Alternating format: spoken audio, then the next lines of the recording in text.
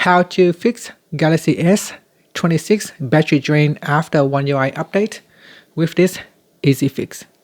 If your Galaxy S26 battery started plummeting after the latest One UI update, background cache loops and reset toggles are eating your power.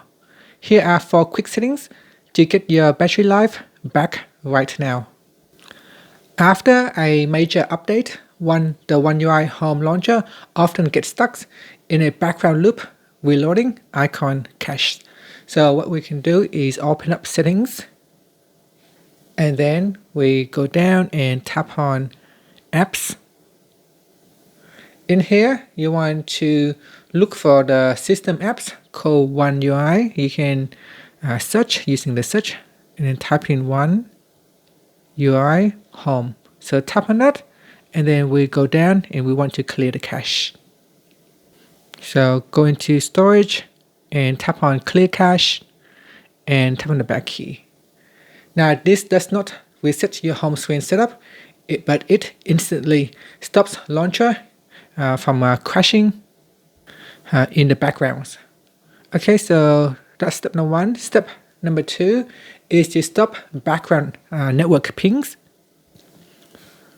One UI updates frequently reset your connection preferences, turning background search toggles back on. So go into settings and then tap on connections, and then we go down and tap on more connection settings. Now in here, make sure you turn off nearby device scanning and go into printing and turn off all the printing services. So if you have any other printing services, make sure they are toggled to the off position. Turning these 2 settings off will give you an instant boost to standby battery life.